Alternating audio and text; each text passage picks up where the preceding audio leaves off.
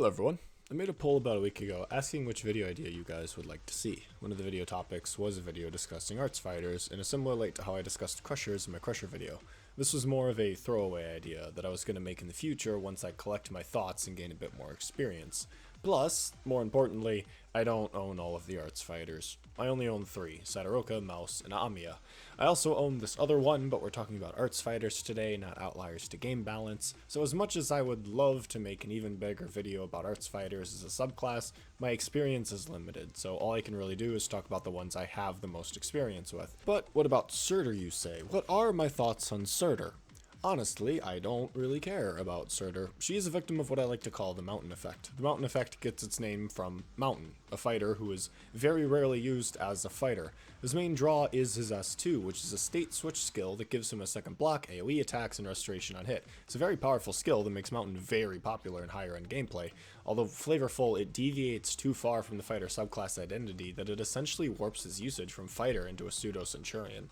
Surtr is similar in that rather than being used for what I will soon explain, Surtr is just kind of an auto-win boss killer with her resistance ignore and absurd damage output. She ends up ignoring the arts fighter subclass identity almost entirely. But what is the arts fighter subclass identity? Obviously, they deal arts damage, but more importantly, they are a duelist subclass. Like dreadnoughts and duelists, arts fighters are more focused on one-to-one combat, designed to take down individual enemies with their exceptional stats, being drawn back by their lack of block. Looking at the stats though, they seem underwhelming. Their HP is far lower than a dreadnought, and their defense is nowhere near as high as a duelist. Their attack is relatively low for a duelist type subclass, but they do deal arts damage, so it's justified. But despite the fact that their defensive stats seem pretty low, arts fighters are actually designed to be defensive. Like the arts fighter sister subclasses, you can use arts fighters in one of two ways, to pick off important targets or to take 1v1 coverage of a specific lane. It is possible to use arts fighters as pickers for specific high defense targets, but it can be difficult to find an enemy that is pickable that doesn't have absurd resistance compared to their defense, as usually ranged enemies are prime targets for being picked, but high defense is often put on melee enemies, so often the prime target for arts fighters are melee enemies. This is why arts fighters don't have as high of an HP pool as dreadnoughts, but instead have a bit more defense. The arts fighter kit is usually defensively oriented, with Surtr being the exception. Mouse focuses on her attack reduction to reduce her target's attack, meaning she takes less damage. Sadaroka's healing helps with high effective HP over time. Styzia just has straight up defense boosts on both of her skills. Amiya's good base stats and dodge with her S1 keep her alive against arts damage, and Viviana's shields help completely reduce a large chunk of incoming damage. As I said earlier though, I'm not as experienced with Styzia or Vivi, so I won't be talking about them in this video. Instead, I'll talk about the 3 that I do use and that I very much enjoy. Mouse's S1 is something I find to be really interesting and honestly really powerful. At level 7, Mouse's S1 reduces the target's attack by 25% for 5 seconds with a 5 SP offensive charge. Since she attacks once every 1.25 seconds, she has an uptime of about 80%. I say about because her talent is a little wonky. Her talent gives her a 20% chance to perform a double strike, and although it is strong offensively, it doesn't boost her offensive recovery charge, meaning it'll slightly increase the gap between offensive SP charges. So although she does heavily boost her damage output, it does reduce her attack reduction uptime by a bit. If you pump her S1 to Mastery 3, not only does the attack debuff go from 25% to 40%, but the potential uptime of the debuff goes from 80% to 100%, as the SP requirement is reduced to 4. Now, why is this significant? Well, if you reduce an enemy's attack, they do less damage. Only bold statements here.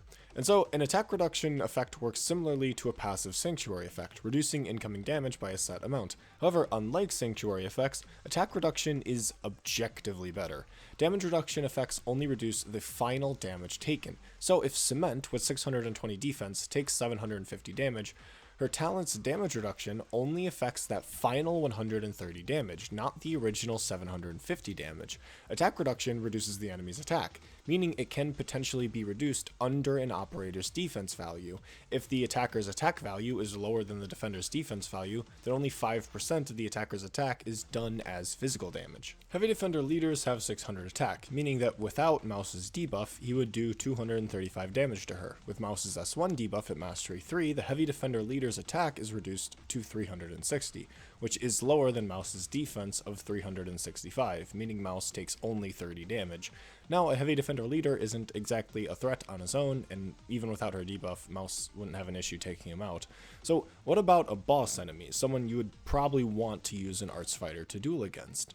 Poncho has 1000 attacks, so normally Mouse would take 635 damage each shot, but with her S1's debuff in effect, Poncho's attack is reduced to 600, which is then reduced by Mouse's defense of 365, meaning Mouse only takes a measly 235 damage per shot. Despite being a 40% attack reduction, it is more of a 63% damage reduction because it's calculated pre-defense. Albeit, Poncho will probably reduce Mouse's defense quite far via corrosion damage, but you get the point. Reducing attack is at worst an above rate sanctuary effect, and at best a 95% damage reduction. We could talk about Mouse's S2, but there really isn't much to say. It is just a simple stat buff that works for her offensively and defensively, which is obviously important when dueling big, strong, important guys. At Mastery 3, it boosts Mouse's attack and defense by a whopping 75%. Elite to level 40, this will push her to 1135 attack and 638 defense. Since Mouse deals arts damage, it is safe to say that a 75% attack increase will increase her DPS by 75%. Mouse's S1 gives her an average DPS of 415, where her S2's activation gives her an uptime DPS of 908. Unlike her S1, Mouse's talent won't hinder her charge or uptime of her S2, only helping her damage output while the skill is active. The most important part, though, is her defense boost. Although it isn't one-to-one, it is comparable in terms of damage reduction to her S1. Mouse's S1 can defense threshold an enemy with 605 or less attack, giving her a pseudo 605 defense, which isn't too far off from her 638 defense on her S2's uptime. As much as it may sound like her S2 is a direct upgrade, it is of course limited to uptime. While her S2 isn't active, she is as vulnerable as she normally would be. Ultimately, her S2 is better for insane burst DPS, while her S1 seems to be better for general survivability. So hopefully that made sense. Arts fighters are weirdly defensive despite often being seen as a more offensive subclass. Probably the most obvious defensive arts fighter is Sadaroka. Compared to other arts fighters, Sadaroka has significantly less attack and defense, but to make up for this, she has exceptionally higher HP. This is meant to combo with her skills, both of which heal her based on her max HP. This puts Sadaroka's main defensive focus on effective HP. Now, if you've seen my Crusher video, you may know the two main use cases for high effective HP, dealing with non-physical damage and dealing with high instances of physical damage. As I've said before, it's not that often you would be using arts fighters against enemies that do non-physical damage, since they often are better approached from a physical damage angle than an arts damage one, so Sadaroka's high HP may not be used that often against arts damage, instead being more oriented towards high instance damage. This makes Sadaroka really good for boss stall strategies, as she can tank a few really heavy shots while being able to restore herself to tank a few more. Speaking of her self-restoration, let's look at the numbers. Sadaroka's S1 heals her by 50% and 70% of her HP at level 7 and Mastery 3 respectively. For the sake of consistency with Mouse, we'll talk about Sadaroka at Mastery 3. Sadaroka at Elite 2 level 50, the level where she would unlock a module.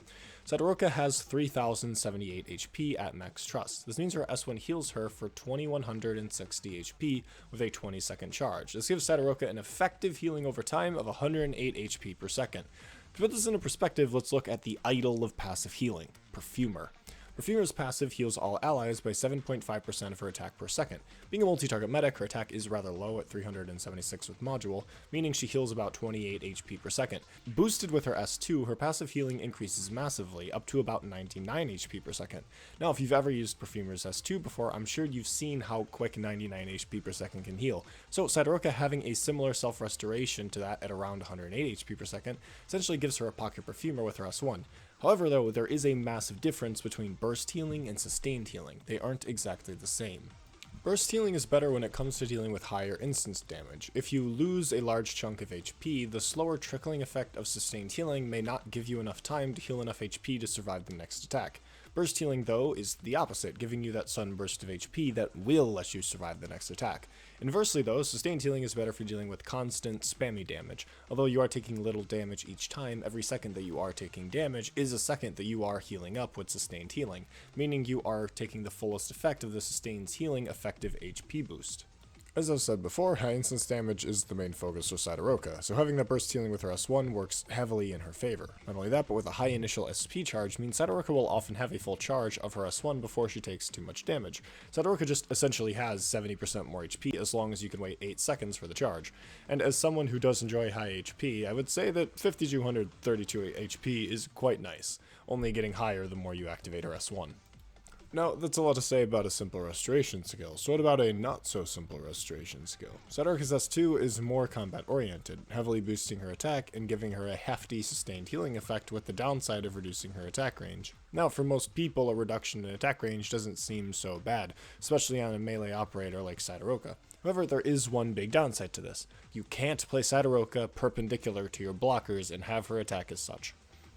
Okay, maybe it's not a big downside, but this has unironically been a downside for me a few times, so I might as well point it out.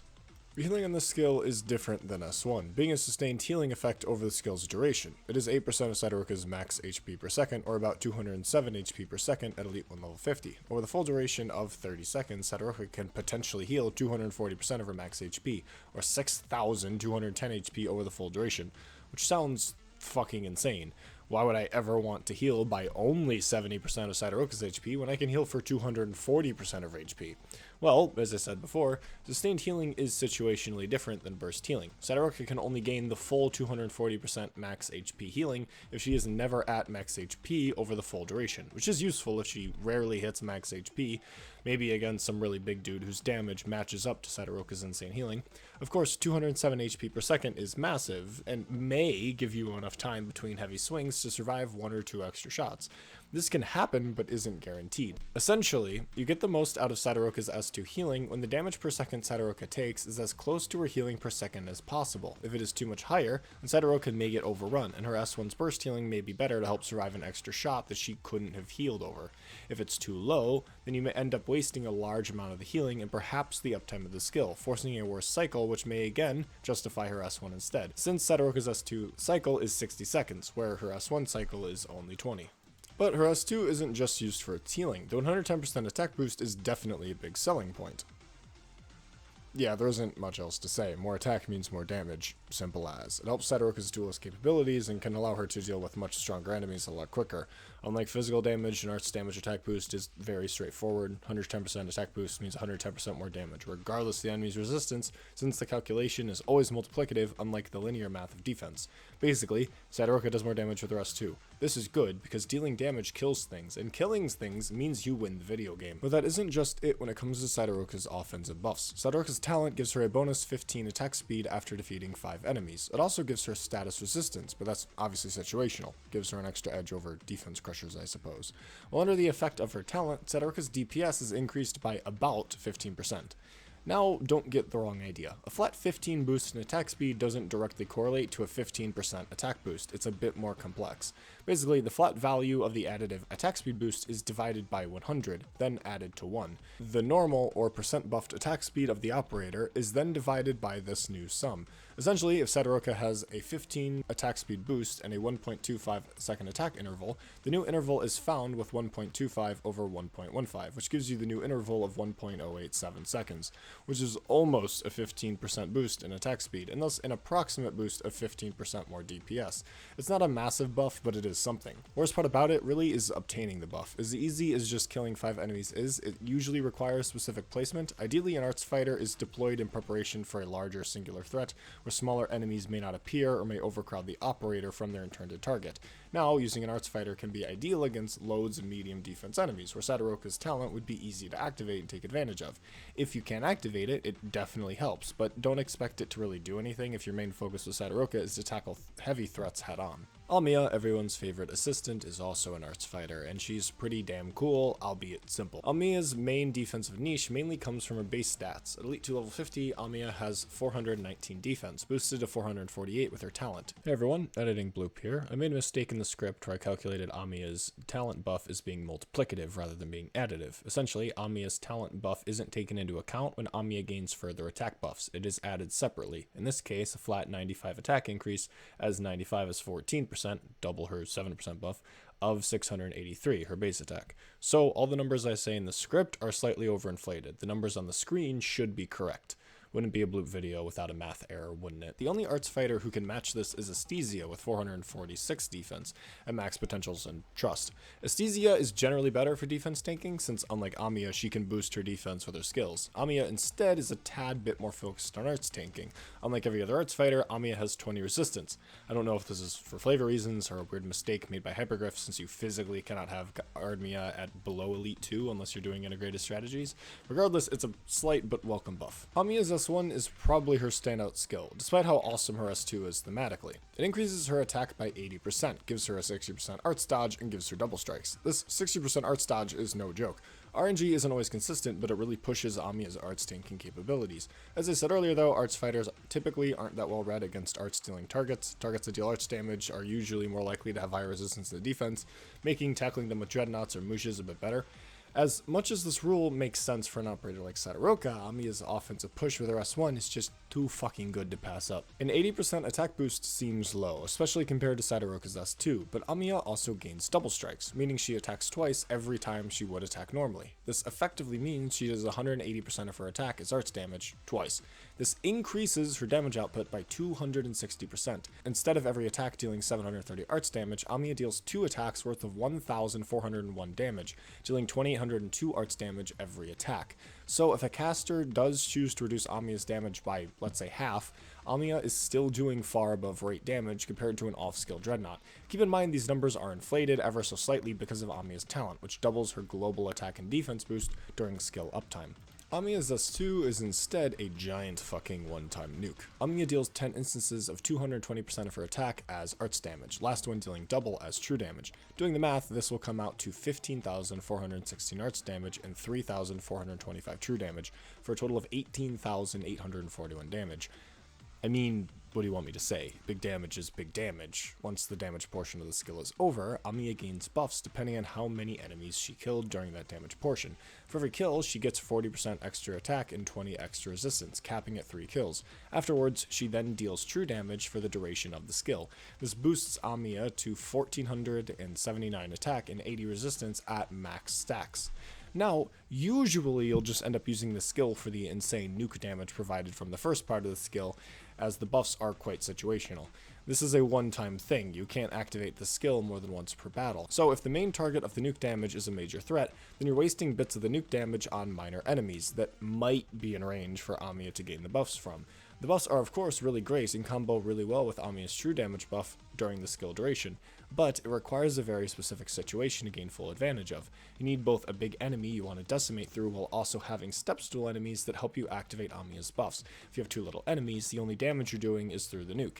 If you have too many enemies, Amiya might only focus on those enemies and do nothing to the primary target. If there isn't a primary target, then you have a one-time use mega nuke that buffs up Amiya for about 35 seconds that, to be honest, is a bit of an overkill when it comes to dealing with small to medium enemies. Then once the skill's over, it's just normal Amiya. Don't expect to always gain full effectiveness out of Amiya's S2, that's a losing battle. You can get the almost 19k true damage from the effect on a big target and maybe get a buff stack or two, then you're pretty golden. Amiya is kinda sad, as it is to say, is pretty bare bones for an arts fighter. She deals loads of damage, can tank a good chunk of arts and physical damage, and this doesn't even account for her talent, which is just kind of busted. It boosts all operators on the field's attack and defense by 7%, doubled under skill uptime. She is very basic, very general, and can honestly be your general pick for an arts fighter with just how flexible she is. Rather than absurdly excelling at any one thing, she has good defensive stats, amazing damage output, and a great squad right buff with her talent. You could just throw Amiya into your team just because she is just that good.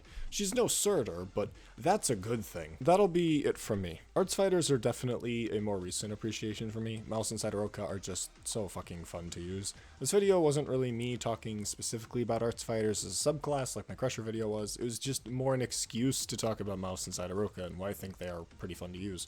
To be fair though, it's not like I could have really gone in depth on Course's 80% attack boost anyways.